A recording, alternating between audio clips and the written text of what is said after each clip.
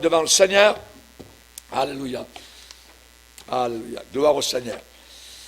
Nous allons lire un passage dans les Saintes Écritures, donc dans cette deuxième partie donc du message intitulé « La sexualité et la Bible ». Amen. Que dit la Bible sur la sexualité? Et nous sommes donc actuellement dans la deuxième partie.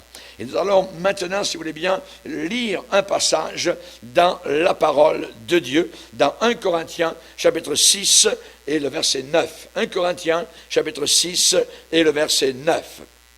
Au cas où nous nous tromperions, eh bien, l'apôtre Paul a dit, dans 1 Corinthiens, chapitre 6, verset 9, « Ne vous y trompez pas,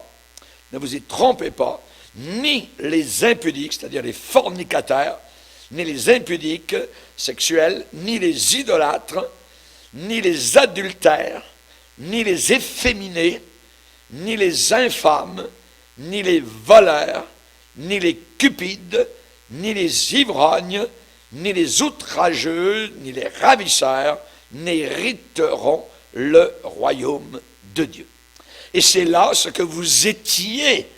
C'est au passé. C'est là ce que vous étiez quelques-uns de vous, mais vous avez été lavés, mais vous avez été sanctifiés, mais vous avez été justifiés au nom du Seigneur Jésus-Christ et par l'Esprit de notre Dieu. Amen et Amen. Seigneur, merci pour ta parole, Seigneur, qu'elle ne ricoche pas sur nos cœurs, mais que nous puissions l'absorber, la recevoir avec douceur. Nous te demandons que cette parole puisse produire en nous, Seigneur, la joie, la paix, la santé, la vitalité, la guérison de nos cœurs, de nos corps, de nos âmes. Bénis abondamment ceux et celles qui l'entendent aux quatre coins de la planète Terre, dans le nom puissant de Christ Jésus. Amen. Et tout le peuple dit Amen. Gloire à Dieu. Que Dieu soit béni. On peut s'asseoir, frères et sœurs. Alléluia. Gloire à Dieu. La sexualité et la Bible, c'est un sujet très important qui n'est pas souvent abordé dans l'Église du Seigneur, mais qui a besoin évidemment donc d'être abordé. Pourquoi? Parce que actuellement notre monde est en train de chanceler, de tituber, donc littéralement sous un poids de maladies transmises sexuellement. Et l'une d'elles s'appelle le sida, et qui est une maladie fatale, voyez. Et on sait particulièrement donc que la sexualité est enseignée aujourd'hui partout à la manière, je dirais, non pas de la Bible, mais sans aucune moralité à l'arrière, sans aucun historique même. Et parfois, je dirais, certaines personnes se posent la question, mais qu'est-ce qui arrive? Tout ça. Évidemment, donc, par rapport à cet élément de sexualité débridée et libre dans laquelle nous sommes entrés maintenant, nous nous demandons pourquoi nous avons tellement et tellement de difficultés. Dieu, nous l'avons vu dans la première partie, a mis devant nous la vie et la mort. Il a mis devant nous la vie et la mort. C'est Dieu qui dit cela. J'ai mis devant toi la vie et la mort. J'ai mis devant toi la bénédiction et la malédiction. Alors Dieu de dire, choisis la vie, choisis la bénédiction. Voyez. Et évidemment, donc, malheureusement, l'Église, souvent, ne parle pas beaucoup de ce sujet très important et on laisse à d'autres l'éducation sexuelle. Mais l'Église de Dieu, donc, doit aussi porter le flambeau de la vérité, puisque la Bible déclare que l'Église de Jésus-Christ, eh bien, elle est la porteuse, elle est le support, donc le pilier de la vérité. Et nous devons déclarer les choses qui sont vraies. Et nous avons vu particulièrement certains éléments dans la première partie. On sait qu'aujourd'hui, on vit au milieu littéralement de Sodome et Gomorrhe. Nous sommes rendus à cette étape-là de l'humanité. Les choses ne s'amélioreront pas dans les mois et les années à venir, mais les choses vont continuer donc à descendre. Je disais dans la première partie comment, il y a quelques années, nous avons autorisé publiquement le blasphème.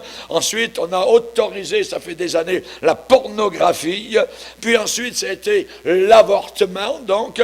Et ensuite, eh bien, on est arrivé à je dirais, l'homosexualité et le lesbianisme. Et bientôt, eh bien, nous allons avoir la polygamie. Nous allons avoir l'euthanasie, je dirais, totale, l'inceste, la zoophilie, zoophilie, donc, et cette progression est inévitable. Le mal continue à aller de l'avant, exactement comme un cancer. S'il n'est pas, je dirais, nettoyé au départ, eh bien, va continuer à manger, à ronger, à s'étendre, donc, par des métastases dans le corps humain.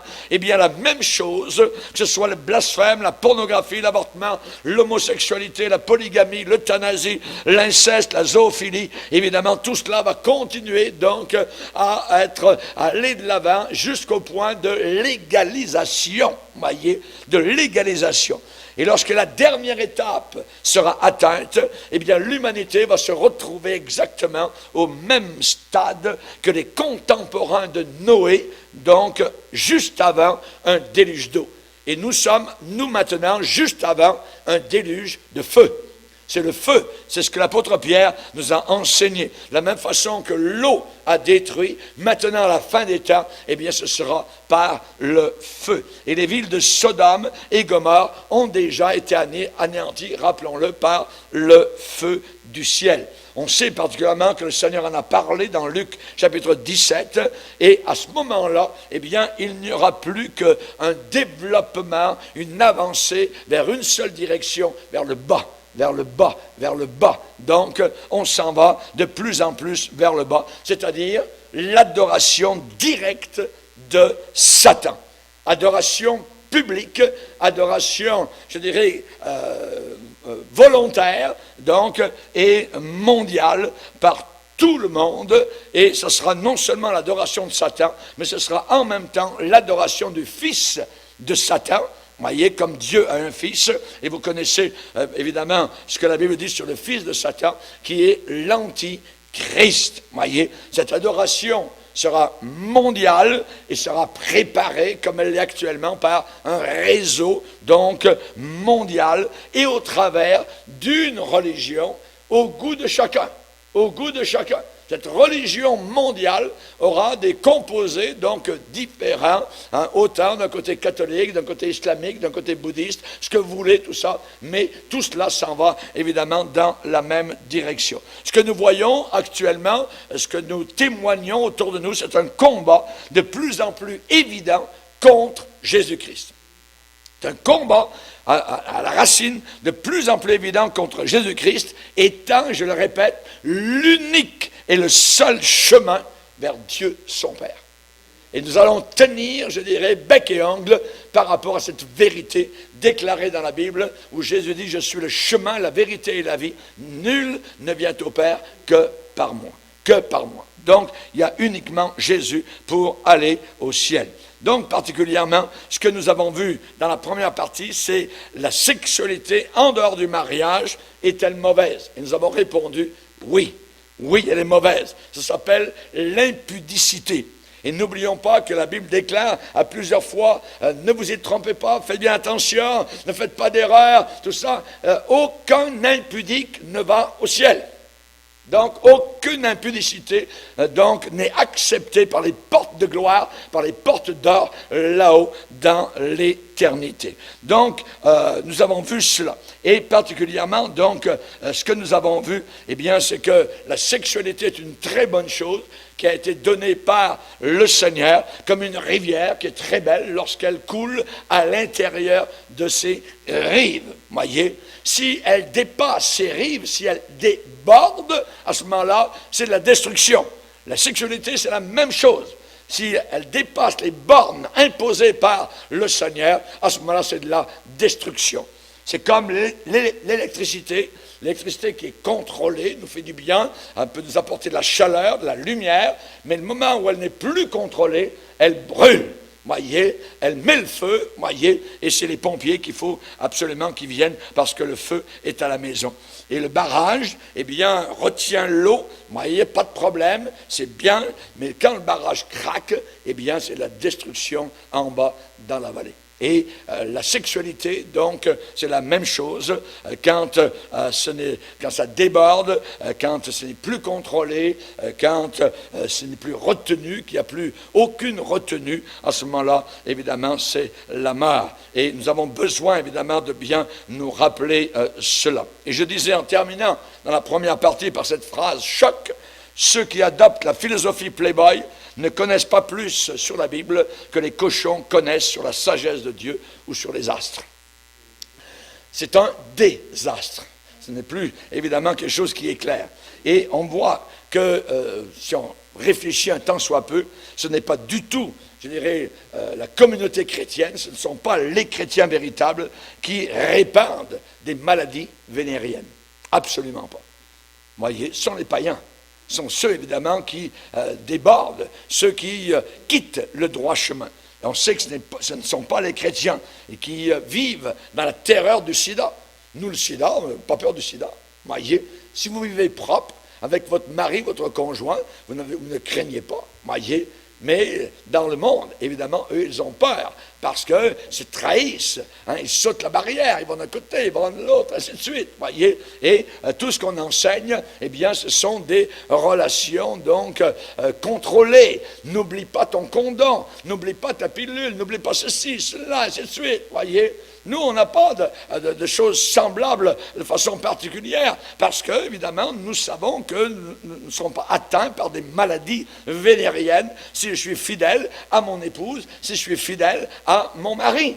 Voyez, en Afrique, je me rappelle, alors j'étais en train de faire mon jogging dans une certaine ville d'un pays du tiers-monde, et là, ils avaient mis des grandes pancartes, tout ça, et c'était évidemment le sujet, c'était d'avoir des relations sexuelles contrôlées pour enrayer le sida, voyez. Mais ce n'est pas ça, voyez. La solution, c'est de donner son cœur à Jésus-Christ. La solution, c'est de changer à l'intérieur et d'avoir une épouse fidèle et d'être un mari fidèle. Amen. C'est cela que Dieu, donc, demande. Donc, évidemment, on sait que ce ne sont pas les chrétiens qui ajoutent, voyez, qui en mettent encore plus à la montagne toujours plus élevée, je dirais, des fœtus, voyez, que l'on jette, voyez, à la poubelle. Hein. Si, heureusement que ma mère ne m'a pas jeté à la poubelle, voyez, heureusement que ma mère, votre mère n'a pas voulu se faire avorter. Aujourd'hui, je me rappelle, on avait une jeune fille qui était enceinte dans notre assemblée et elle avait des rendez-vous avec le médecin. À chaque rendez-vous, eh bien, le médecin lui proposait d'avorter, voyez. Tu n'es pas obligé de garder ton bébé, tu peux avorter. Mais à chaque fois, on aurait dit que ces médecins bouchers voulaient et veulent évidemment que les mères, les futures mères, puissent avorter donc et tuer leur bébé. On va aller voir un passage dans la parole de Dieu, dans Psaume 139. Psaume 139, où l'on parle du fœtus. Psaume 139, c'est David qui prie le Seigneur, et qui au verset 13 déclare, « C'est toi qui as formé mes reins. » Psaume 139, le verset 13. « C'est toi qui as formé mes reins, qui m'as tissé, c'est une expression, dans le sein de ma mère. Je te loue de ce que je suis une créature si merveilleuse. Tes œuvres sont admirables et mon âme le reconnaît bien. Mon corps, il va parler de son corps. Mon corps n'était point caché devant toi lorsque j'ai été fait dans un lieu secret, tissé dans les profondeurs de la terre, quand je n'étais qu'un fœtus. Et la Bible dit une masse informe. Quand je n'étais qu'une masse informe, tes yeux me voyaient. Ça ne dit pas, mais tes yeux voyaient un fœtus, quelque chose que l'on peut jeter, quelque chose qui est à jeter ou à garder comme on veut. Absolument pas.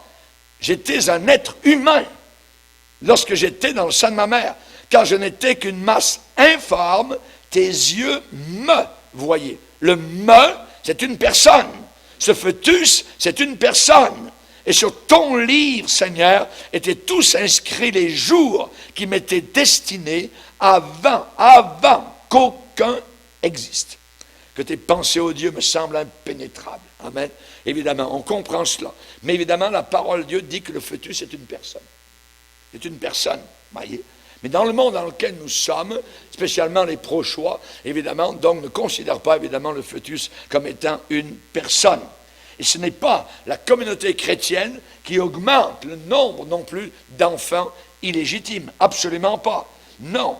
Tous ces mots proviennent de ceux qui ont rejeté de façon catégorique ce que demandent les Écritures concernant le comportement, l'attitude des hommes dans ce monde. Et notre Dieu qui a tant aimé le monde, eh bien, nous a donné des règles. Il nous a donné des règles, voyez, pour nous aider dans notre recherche, particulièrement donc du bonheur.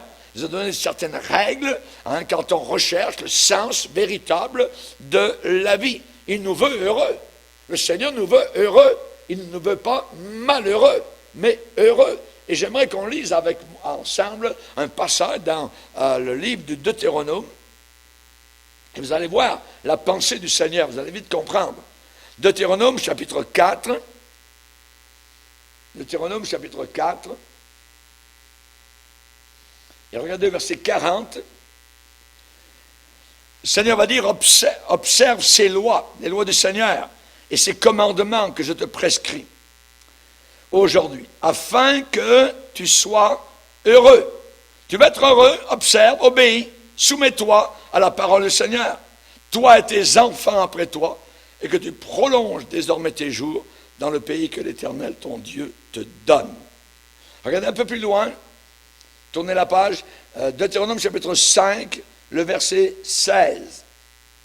Honore ton père et ta mère, comme l'Éternel ton Dieu te l'a ordonné, afin que tes jours se prolongent et que tu sois heureux dans le pays que l'Éternel ton Dieu te donne.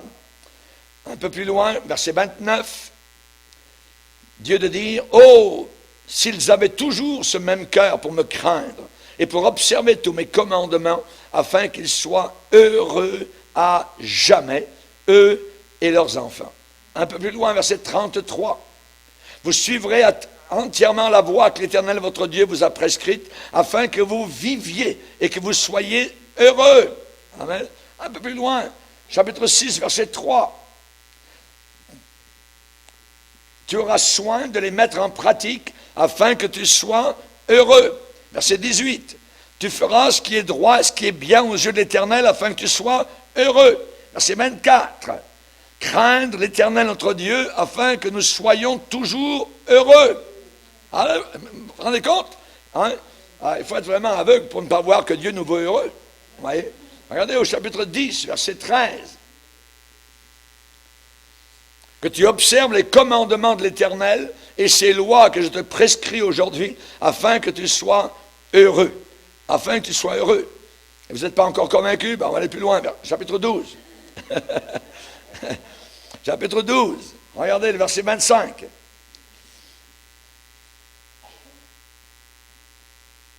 Ici, il est dit, seulement garde-toi de manger le sang, car le sang c'est l'âme. Tu ne mangeras pas l'âme avec la chair. Tu ne le mangeras pas. Tu le répandras sur la terre comme de l'eau. Tu ne le mangeras pas, afin que tu sois heureux, toi et tes enfants, après toi. Verset 28, garde et écoute toutes ces choses que je t'ordonne, afin que tu sois heureux, toi et tes enfants après toi, à perpétuité, en faisant ce qui est bien et ce qui est droit aux yeux de l'Éternel, ton Dieu. Amen. Le monde autour de nous nous donne certaines directions qui ne sont pas droites aux yeux du Seigneur. L'important, ce n'est pas ce que le gouvernement approuve, ce que le gouvernement légalise. L'important, c'est ce que Dieu nous demande d'accomplir. Voyez? Et très souvent maintenant, nos gouvernements légalisent ce que Dieu condamne. Donc, ils portent à faux avec la parole du Seigneur. À nous de choisir qui nous voulons obéir. À qui voulons-nous obéir? Voyez? Évidemment, le système de notre monde a rejeté toutes ces règles, voyez, et nous devons regarder, évidemment, autour de nous le prix que nous sommes en train de payer actuellement. C'est un prix terrible, voyez. C'est à peu près comme si vous enleviez, demain matin, vous partez au travail, et soudain, il n'y a plus aucun stop nulle part. Tous les stops ont été enlevés. Ça ne va pas durer longtemps, voyez. Au bout d'une heure, tout est bloqué, toutes les routes, autoroutes, ainsi de suite. Pourquoi? Parce qu'il y a trop d'accidents. Parce que tous les stops ont été enlevés. Tout le monde fait ce qu'il veut, comme il veut, ainsi de suite. Voyez? C'est exactement ce qui est en train d'arriver dans notre génération, au point de vue donc moral et spirituel. tous les stops sont enlevés donc autour de nous. On ne veut plus donc, je dirais, de Dieu, de la Bible. Ils appellent ça des contraintes, ils appellent ça des pressions, ils appellent ça des chaînes, ils appellent ça des liens, ils appellent ça arriérés, ainsi de suite. Nous appelons ça, au contraire, très moderne. Très moderne. Notre Dieu est moderne. Alléluia. Gloire au Seigneur. Et ainsi, ceux qui veulent conduire leur véhicule de la façon qu'ils le désirent, eh bien, ils ne se sentent pas du tout réprimés ou frustrés. On enlève tous les stops. Tous les stops. Que d'accidents, partout. Voyez. Les familles, explosion des familles, tout ça, les divorces, les incestes. Maintenant, ça va plus loin, on change de sexe. Le petit gars, il a 15 ans, maintenant il pense qu'il est une fille, ainsi de suite. Oh, pas de problème, avec les psychologues, on va fournir tout ça à l'hôpital, tout est gratuit, ainsi de suite. Vous voyez, c'est un prix inimaginable, ça coûte des milliards à notre société. Et simplement parce qu'on ne veut pas obéir à la parole du Seigneur. Actuellement, il y a le groupe qu'on appelle les LGBT. Les LGBT, ce sont les lesbiennes, les gays, les bisexuels, transgenres. Voyez, tout ça, évidemment, c'est ensemble. Ça s'appelle les LGBT. Voyez. Qu'est-ce que je dis à tous ces gens-là? Et je dis, je veux parler aux promoteurs. Vous, les promoteurs de magazines de peau et de porno, voyez, nous disons non à tout ce que vous pouvez donc produire. Vos acteurs, vos actrices, immodestes, indécents, vos stars, vos étoiles filantes, voyez, sont impudiques, provocantes. Vos artistes, vos danseurs sont déplacés totalement et se trompent royalement, voyez. Ils confondent de l'art avec enlever ses vêtements. Pas plus que ça. Pas plus que ça. Il n'y a pas de nouveaux péchés, mais il n'y a que de nouveaux pécheurs, et simplement les péchés anciens sont actuellement dans des poubelles neuves. Mais c'est exactement la même chose. Ce ne sont pas les chrétiens qui sont malades, comme vous nous le dites, c'est vous, les promoteurs de poubelles, voyez. Vous êtes malades à mourir, vous êtes proche de la mort et de l'enfer, et vous êtes en train de tuer ceux qui sont autour de vous. Exactement comme les fumeurs invétérés. Votre haleine et votre souffle sentent le poison que vous déversez sur des innocents. Un nombre de gens insoupçonnés autour de vous, et vous sentez déjà le souffle de l'enfer. Dieu a donné à la race humaine le don d'expression sexuelle pour qu'elle soit utilisée librement entre les maris et les épouses. Et vous avez perverti, renversé cela. C'est vous qui avez confondu rire avec moquerie. C'est vous qui avez confondu délice avec profaner. C'est vous qui avez confondu joie avec gai. On parle de vous comme étant un signe de la fin des temps. La Bible parle de vous comme étant des moqueurs. Et je vais vous lire ce que la parole de Dieu dit à votre sujet, sachant avant tout que dans les derniers jours, il viendra des moqueurs avec leur raillerie, marchant selon leur propre convoitise. Dans l'Épître de Jude, on nous dit exactement la même chose à votre sujet, où il est dit, particulièrement au verset 18, « Les apôtres du Seigneur vous disaient qu'au dernier temps, dans les temps de la fin, il y aurait des moqueurs, marchant selon leur convoitise impie. » Leur convoitise impie. Donc nous avons vu, évidemment, l'impudicité. Aucun impudique au ciel. Aucun impudique au ciel. Vous savez, ces gens qui se disent chrétiens, qui se disent homosexuels, le pire, les pasteurs, les votes parmi les conventions pastorales pour savoir si on va ordonner au ministère des homosexuels, la Bible déclare, comme vous verrez l'abomination établie en lieu saint, que celui qui lit fasse très attention. C'est l'enseignement, l'avertissement de la parole de Dieu. Nous avons besoin, évidemment, donc, de savoir ce que Dieu dit au sujet de l'homosexualité. Aujourd'hui, eh bien, ce groupe de personnes demande, réclame leurs droits. La Bible parle de ces gens-là, homme avec homme. C'est très clair. homme avec homme et femme avec femme. Nous sommes revenus au temps de Sodome. Nous sommes juste avant, donc, Sodome. Lisez avec moi dans Luc 17. Luc chapitre 17. Vous l'avez dit au verset 28. C'est Jésus qui prédit, qui prophétise. Et vous savez que ce qu'il déclare arrive à 100%. Ce qui arriva du temps de Lot. Où est-ce que vivait Lot? À Sodome et Gomorrhe. Ce qui arriva du temps de Lot arrivera pareillement, de la même façon. Les hommes mangeaient, buvaient, achetaient, vendaient, plantaient, bâtissaient, mais le jour, le fameux jour, le jour où Lot sortit de Sodome, une pluie de feu et de soufre tomba du ciel et les fit tous périr. Et Jésus ajoute, verset 30, il en sera de même le jour où le Fils de l'homme paraîtra. Alléluia. Il y a un jour particulier où Jésus va paraître. Amen. Et en même temps, il y aura un jugement sur la planète Terre. Aujourd'hui, nous avons la fête de la fierté homosexuelle, la Gay Pride. Imaginez, être gay, être fier, ça ne va pas ensemble. Ça ne va pas ensemble. C'est une honte.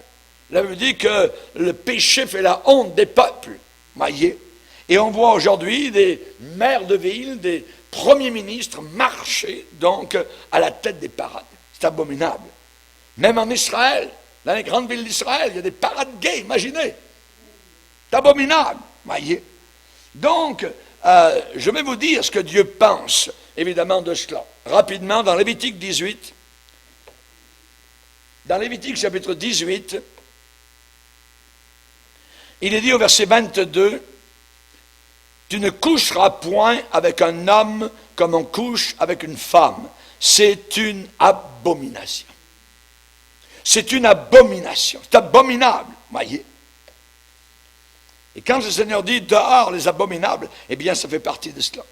Lisez un peu plus loin dans Lévitique chapitre 20. Lévitique chapitre 20, verset 13. Si un homme couche avec un homme, comme on couche avec une femme, ils ont fait. Qu'est-ce qu'ils ont fait? Ils ont fait tous deux une chose abominable. Ils seront punis de mort. L'Ancien Testament était terrible. Ils seront punis de mort, leur sang retombera sur eux. Combien nous sommes éloignés comme génération, évidemment, des principes de ce que Dieu nous a enseigné. Et vous pensez que c'est l'Ancien Testament, que le Nouveau Testament n'en parle pas? Le Nouveau Testament réitère exactement, donc, et enfonce le clou encore plus profondément dans Romains 1er chapitre. Regardez, Romains 1er chapitre, verset 26. C'est pourquoi Dieu les a livrés, les a abandonnés à des passions infâmes. Le mot revient, l'infamie, infâme, abominable. Car leurs femmes ont changé l'usage naturel en celui qui est contre nature. Et de même, les hommes, abandonnant l'usage naturel de la femme, se sont enflammés dans leurs désirs les uns pour les autres, comme étant homme avec homme, c'est bien clair, des choses infâmes, et recevant en eux-mêmes le salaire que méritait leur égarement. Donc c'est très clair. Ça veut dire que c'est interdit. C'est interdit de la part du Seigneur. L'homosexualité est un déni du système reproductif de l'homme que Dieu nous a accordé. L'homosexualité est un désaveu, une contestation, une dénégation, voyez, une révolte contre la relation de mariage entre un homme et une femme. Voilà ce qu'est l'homosexualité. Voyez, on sait que Dieu a créé Adam et Ève. En anglais, Adam and Eve. Et Dieu n'a pas créé Adam and Steve. C'est Adam et Ève. Amen. Adam et Ève. Et, chers amis, il est dit que Dieu créa l'homme et la femme. Et ça sera pour tous les temps, évidemment, et en tout lieu. Pourquoi? Et aujourd'hui, on veut renverser, imaginez, cette génération veut renverser l'ordre établi par le Seigneur Tout-Puissant et 3 fois saint. Mes amis, l'homosexualité est un affront direct, un face-à-face contre Dieu. Et c'est la raison pour laquelle la destruction de Sodome et Gomorrhe a eu lieu. Lisez avec moi dans Genèse chapitre 19. Genèse chapitre 19, le verset 23. Il est dit, le soleil se levait sur la terre lorsque Lot entra dans Tsoar. Il avait quitté Sodome. Alors, à ce moment-là, verset 24, l'Éternel fit pleuvoir du ciel sur Sodome et sur Gomorrhe du soufre et du feu de par l'Éternel. Il détruisit ces villes, toute la plaine et tous les habitants des villes et toutes les plantes de la terre. Et encore aujourd'hui, des millénaires plus tard, il n'y a rien qui pousse dans la région. La femme de Lot regarda en arrière et elle devint une statue de sel. Abraham se leva de bon matin pour aller au lieu où il s'était tenu en présence de l'Éternel. Il était sur les montagnes, donc en haut de la vallée du Jourdain, où étaient les villes de Sodome et Gomorrhe. Verset 28, il porta ses regards du côté de Sodome et de Gomorrhe, et sur tout le territoire de la plaine. Et voici, il vit s'élever de la terre une fumée, comme la fumée d'une fournaise. Lorsque Dieu détruisit les villes de la plaine, il se souvint d'Abraham. Et il fit échapper Lot. Regardez bien comment la Bible décrit cela, la destruction de Sodome et Gomorrhe, du milieu du désastre par lequel il bouleversa les villes où Lot avait établi sa demeure. Chers amis, quand le soleil s'est levé, c'était la fin. Ils avaient foiré encore le soir auparavant, homme avec homme, femme avec femme, ça dansait, la nudité, ainsi de suite, et ils ne savaient pas qu'il leur restait quelques heures, quelques minutes. C'était leur dernière nuit sur la terre. Chers amis, Dieu voit ce qui se passe dans notre génération. Le chrétien pleure, le chrétien gémit, le chrétien est triste. Jésus a dit, le monde se réjouira, vous serez tristes. Il y a une tristesse dans nos cœurs de voir tous ces gens qui descendent en enfer, tous ces gens qui se moquent de Dieu, tous ces gens qui paradent dans nos rues, tous ces gens évidemment qui font fi de la parole du Seigneur. Il y a une tristesse, mais le Seigneur a dit, votre tristesse se changera en joie. Amen, alléluia. Et leur joie va se changer en grincement de dents et pleurs pour l'éternité, au milieu des flammes éternelles de l'enfer. Oh mes amis, lisez avec moi dans Jude, verset 7. Jude, juste avant l'Apocalypse, et au verset 7, il est dit Sodome et Gomorrhe, et les villes voisines qui se livrèrent comme eux à l'impudicité. Donc on parle ici d'impudicité sexuelle. Il y a des vices contre nature. L'homosexualité, le lesbianisme est contre nature. À des vices contre nature, eh bien, tous ces gens-là, ces villes, sont donnés en exemple, subissant la peine d'un feu éternel. D'un feu éternel. J'ai entendu un prédicateur adventiste du 7e jour tordre ce verset vis-à-vis du feu éternel, puisqu'il ne croit pas à l'enfer. Voyez, il faudra expliquer que c'était un feu, voyez, qui a duré un certain temps, puis ensuite c'est éteint, puis c'est terminé, mais il n'y a personne qui est en enfer. Ah non! La parole de Dieu est claire, voyez. Sodome et Gomorrhe et les villes voisines qui se livrèrent comme eux à l'impudicité et à des vices contre nature sont donnés en exemple, subissant la peine, la condamnation, la punition d'un feu éternel. Amen. D'un feu éternel. C'est exactement le même mot que Jésus a employé, le mot éternel, quand il a dit « Ceux-ci iront au châtiment éternel ». Châtiment éternel. Et nous, nous irons à la vie éternelle. Le mot éternel veut dire l'éternité, pour l'éternité, à jamais et à jamais.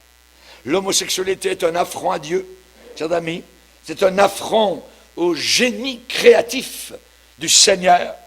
Évidemment, si certains veulent essayer, je dirais, de prouver leur point à partir des Écritures, voyez, eh bien, ou d'approuver pour approuver l'homosexualité, ils ne pourront jamais simplement y arriver. Et ils attaquent tellement qu'ils ont imprimé en anglais, donc, vous savez que nous avons en anglais la King James, la Bible du roi Jacques, et eux ont imprimé en Angleterre The Queen James Bible. Imaginez. Et donc, c'est la Bible des homosexuels. Vous voyez? Et il y a au début, donc, les notes de l'éditeur de cette Bible. Bible homosexuelle. C'est marqué The Queen James Bible. Imaginez. Il est dit, tout d'abord, aucune Bible n'est parfaite. Ah ouais, tiens. Ensuite, ils disent, la Bible ne dit absolument rien sur l'homosexualité. Bye. Le poison sort direct, voyez. Ensuite, ils disent, la Bible peut être interprétée de différentes manières. Il y a beaucoup de choses. Nous avons édité la Bible, cette Bible, pour empêcher les interprétations homophobes. Imaginez. C'est abominable. Il y a toutes sortes de choses, donc. Nous ne croyons pas que les relations homosexuelles doivent être un tabou. Déclare la note de l'éditeur. Le livre du Lévitique est dépassé comme code moral. C'est ce qu'il dit. Et il y en a pour prouver leur point. Voyez, et c'est abominable. Voyez, évidemment, donc, et ils disent ici que nous avons un langage obtus, fermé. Voyez. En tout cas, c'est abominable tout ce qu'ils disent ici là, par rapport donc pour prouver évidemment l'homosexualité. Alors, ils se battent pour prouver le péché d'homosexualité. Raison pour laquelle maintenant on peut arriver, donc les pasteurs homosexuels peuvent marier deux homosexuels, des maires de ville ou des mairesses de ville peuvent le faire librement, tout ça. Alors évidemment, donc c'est leur Bible. Évidemment, il y a beaucoup de choses à l'intérieur qui n'ont pas pu changer, mais il y a des choses qui ont changé littéralement pour prouver donc leur point de leur péché d'homosexualité. Alors, nous combattons de notre bord, simplement, restant fidèles à la vérité, restant fidèles, nous ne les haïssons pas, nous ne les tuons pas, nous n'avons, je dirais, rien, mais nous désapprouvons totalement, évidemment, leur façon de vivre, leur genre de vie, nous les avertissons et nous leur disons que s'ils continuent sans se repentir, ils vont directement, donc, en enfer. En enfer. Ils subiront, comme les sodomites, la peine d'un feu éternel. La peine d'un feu éternel. Donc, nous avons cela, l'homosexualité donc autour de nous. Particulièrement, je lisais dans le journal de Montréal, donc de début février, où Denise Bombardier donc traite d'un sujet en disant, elle l'a intitulé « Le sexe en folie » et elle déclare que maintenant nos gouvernements sont prêts à rayer la mention « homme et femme » sur les pièces d'identité de ses concitoyens, au prétexte de la discrimination sexuelle. Donc maintenant, donc, vous n'êtes plus ni un homme ni une femme aux yeux du gouvernement, vous êtes quelqu'un. C'est cela, voyez. Et cela va arriver tellement, je dirais, dans une confusion tellement terrible que la confusion des genres est aussi celle des esprits.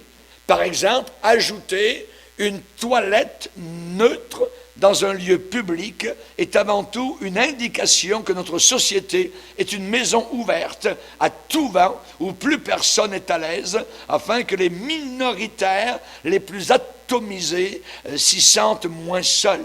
C'est donc une déconstruction de l'humanité et de ses valeurs universelles. Elle a raison. Elle a raison. Je l'approuve dans ce qu'elle déclare. Voyez. Donc nous avons cela maintenant, nous sommes arrivés à une génération tellement intelligente, tellement instruite, tellement éduquée que nous allons avoir besoin donc d'une troisième sorte de toilette. On a aussi autre chose dans la Bible, que nous condamnons non seulement l'impudicité, non seulement l'homosexualité, mais nous condamnons la bestialité. La bestialité, c'est le sexe avec les animaux.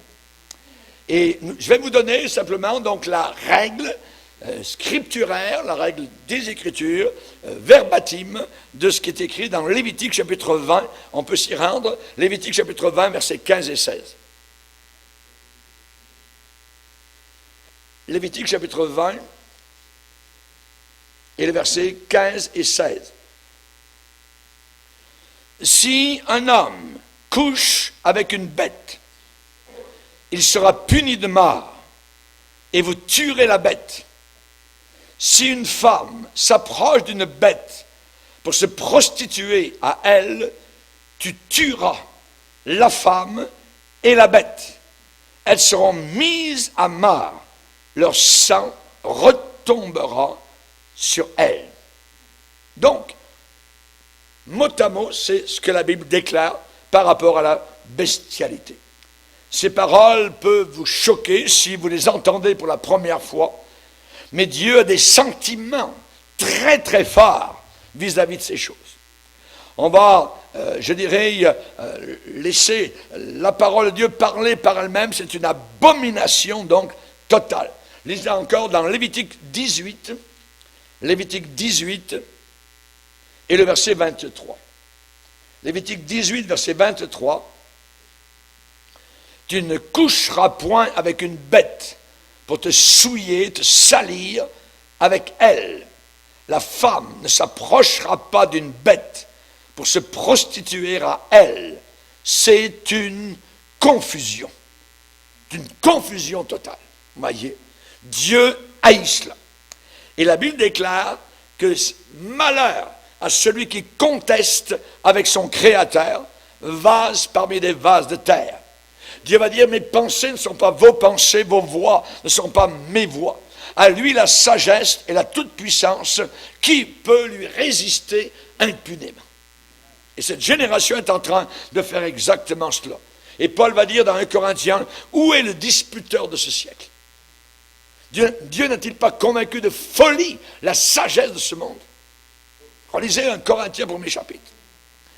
Donc, Dieu condamne l'impudicité, Dieu condamne, deuxièmement, l'homosexualité, troisièmement, Dieu condamne la bestialité, et Dieu condamne l'adultère.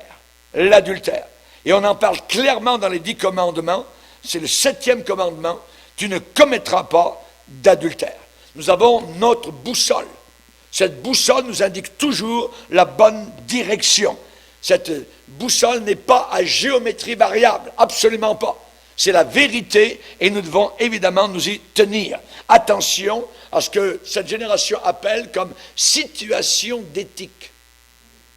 Les situations d'éthique, voyez, ou encore on peut dire aux éthiques de situation, même chose. Voyez. Ceux qui veulent expliquer l'adultère, ceux qui veulent rationaliser l'adultère, ceux qui veulent se dérober à ce que la Bible donc enseigne. Attention, raisonnement faux qui fait que quelqu'un arrive à cette sorte de conclusion. Je sais, oui, c'est vrai que la Bible interdit l'adultère, mais mon épouse ne me rend pas vraiment heureux.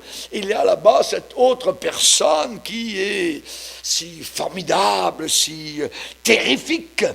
Donc, je pense que dans ce cas-là, Dieu va me comprendre. Je réponds à cela, Dieu ne comprend pas cela. Absolument pas.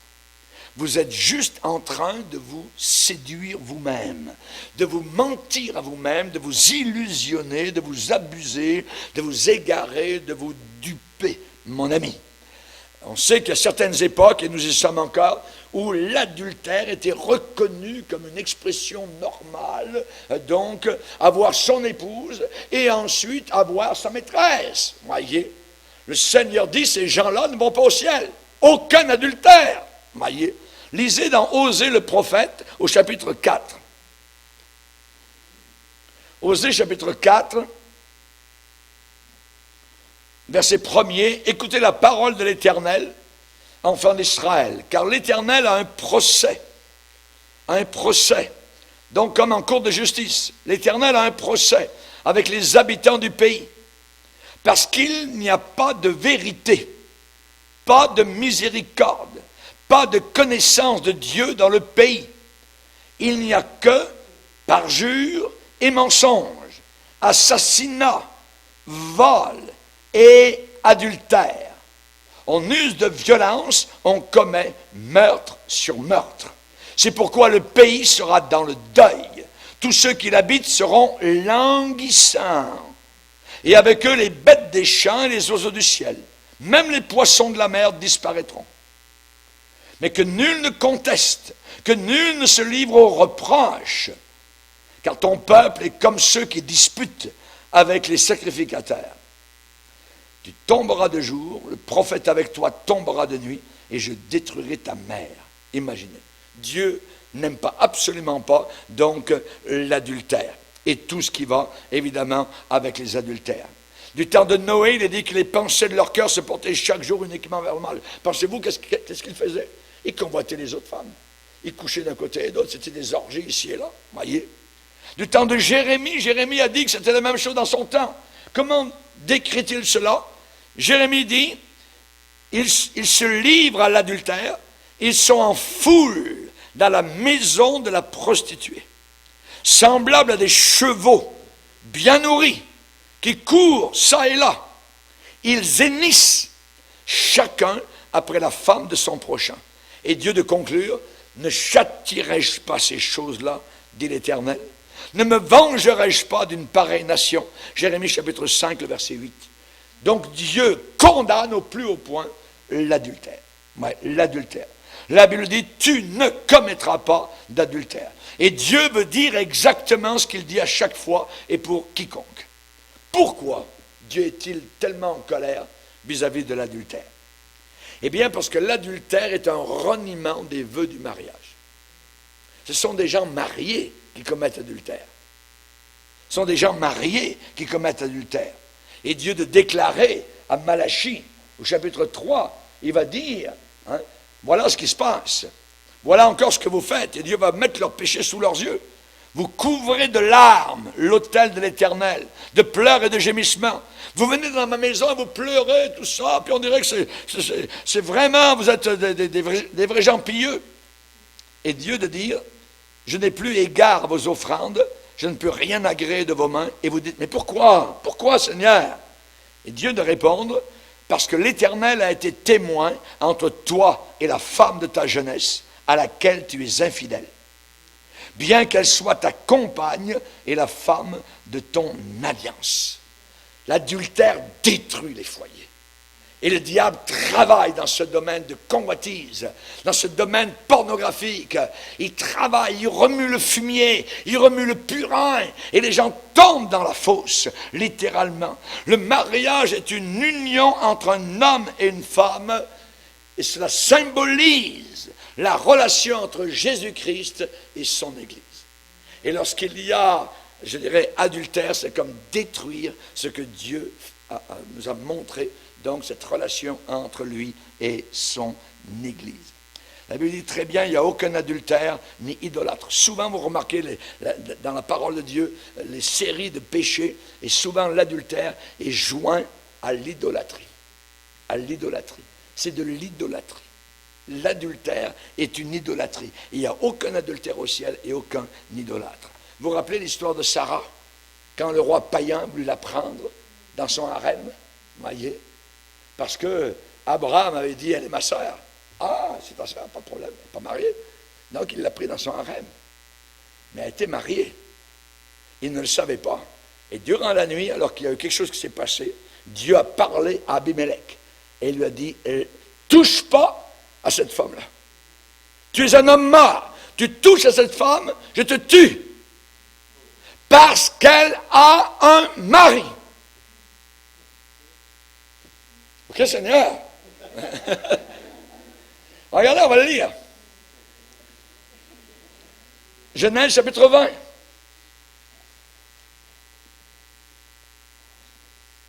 Genèse chapitre 20, verset 1er. Verset 2. Abraham disait de Sarah sa femme, c'est ma sœur. Abimelech, roi de Guérar, fit enlever Sarah. Et alors, Dieu apparut en songe à Abimelech pendant la nuit et lui dit, voici, tu vas mourir à cause de la femme que tu as enlevée, car elle a un mari. Abimelech, qui ne s'était point approché d'elle, répondit, Seigneur, ferais-tu périr même une nation juste? Ne m'a-t-il pas dit, c'est ma sœur, et elle-même, n'a-t-elle pas dit, c'est mon frère? J'ai agi avec un cœur pur, avec des mains innocentes. Et Dieu lui dit en songe, je sais que tu as agi avec un cœur pur. Aussi, je t'ai empêché de pécher contre moi. Le péché d'adultère est un péché contre Dieu.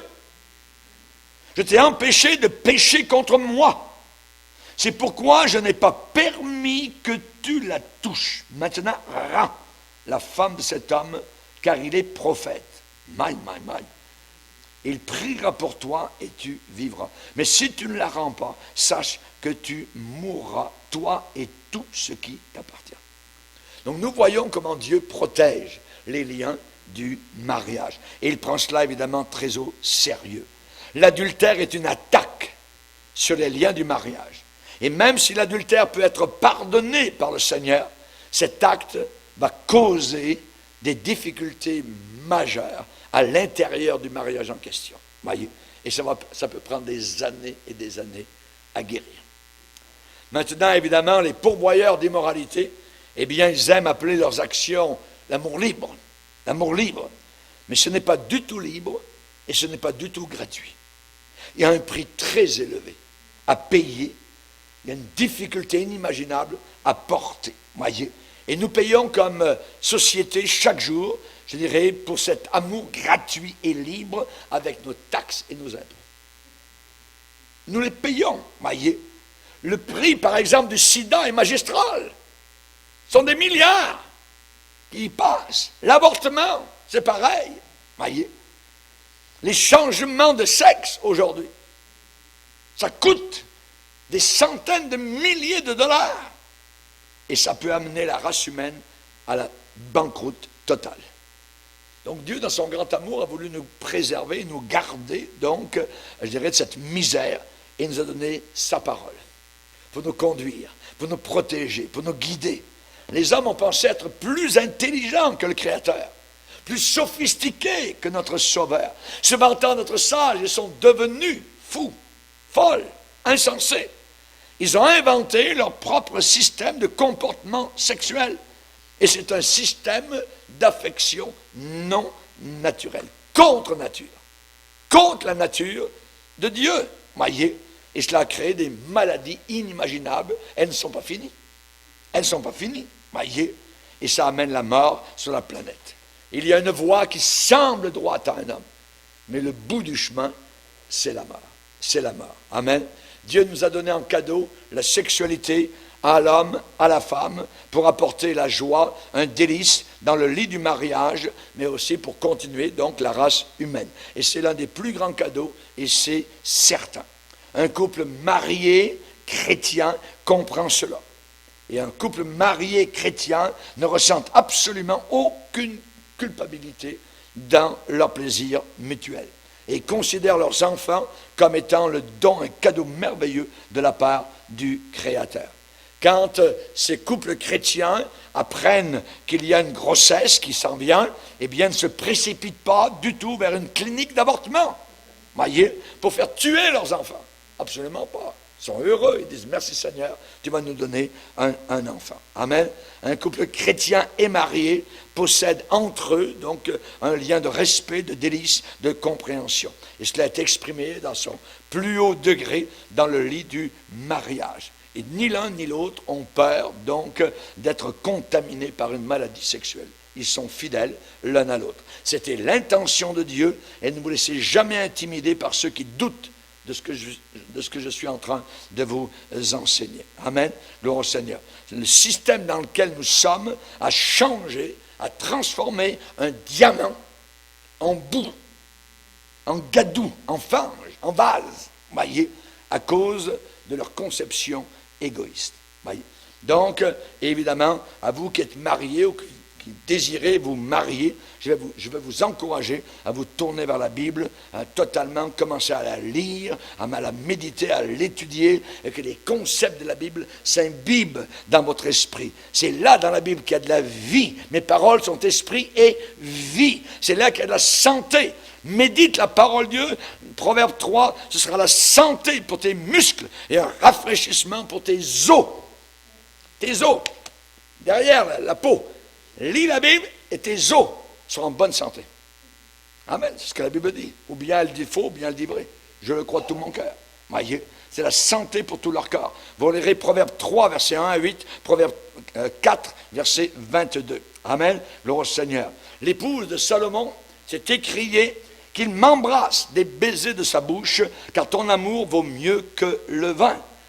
Que sa main gauche soit sous ma tête, que sa droite m'embrasse. Hein? On voit que l'épouse dit, la nuit sur mon lit, je cherche celui que mon cœur aime.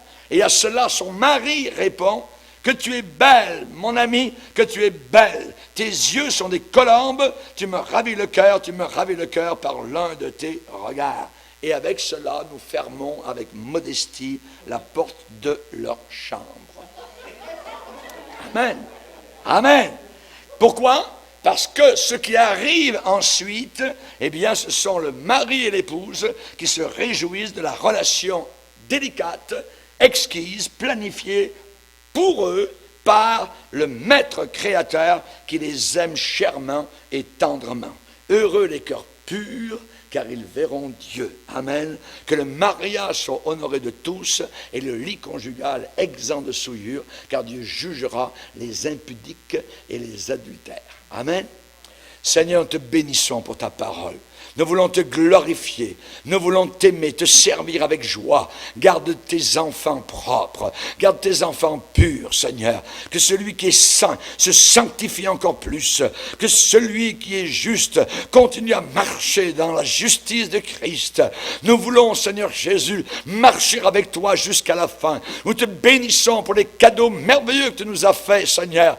Bénis nos jeunes gens, Seigneur, qu'ils puissent se soumettre à ta sainte volonté et qu'ils puissent être heureux, joyeux, Seigneur, dans la soumission et l'obéissance à ta sainte parole. Dans le nom puissant de Jésus, Amen. Et tout le peuple dit, Amen. Gloire à Dieu.